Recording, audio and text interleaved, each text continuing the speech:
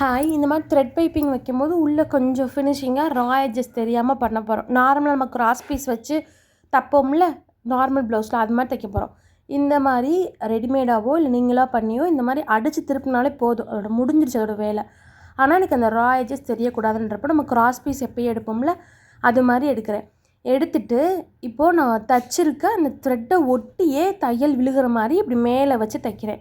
இப்படி தைக்கும்போது அந்த கிராஸ் பீஸோட கெட்ட பக்கம் உங்களுக்கு மேலே பார்த்து இருக்கணும். தச்சு திருப்பினா நல்ல பக்கம் இருக்கணும். தெரியுது, அந்த தையல் எல்லாம் மேலே பார்த்துருக்கா அப்படி வச்சுக்கோங்க. வச்சுட்டு இப்போ நம்ம தைக்கும்போது ஸ்டார்டிங்கில் கொஞ்சமும் முடிகிற இடத்துல கொஞ்சமும் நம்ம சட்டையை விட கொஞ்சோண்டு துணி எக்ஸ்ட்ரா இருக்க மாதிரி பார்த்து நம்ம தச்சு முடிக்கும் போது இப்படி மடித்து தைக்கணும்.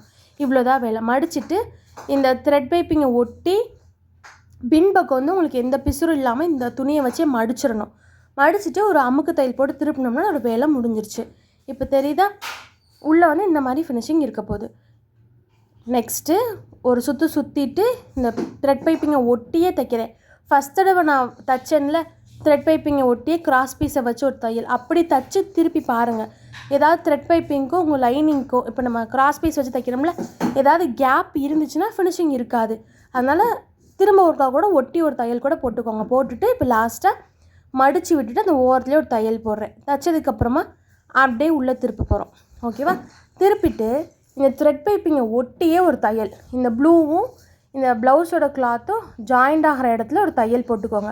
அப்போ அந்த ஃபினிஷிங் வந்து நல்லாயிருக்கும். அதுக்கு வந்து நான் வந்து இந்த பக்கம் பார்த்த மாதிரி சிங்கிள் ஃபூட்டரை மாற்றிக்கிட்டேன். அதுக்கப்புறம் இது பக்கத்துலேயே ஒரு தையலும் போட்டு எடுக்கலாம், நார்மல் ஃபினிஷிங் மாதிரி. இன்னொரு தையல் போடும்போது எனக்கு அவ்வளோவா பிடிக்கலை. அதை நான் வந்து பிரிச்சுட்டு கையில் ஹெம்மிங் போட்டு கொடுப்போம்ல, அது மாதிரி போட்டு கொடுத்துட்டேன். அப்போ நல்லா இருந்துச்சு.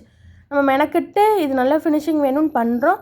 இப்போ இந்த தையல் போட்டு எடுக்கும்போது எனக்கு ஃபினிஷிங் பிடிக்கல, அதனால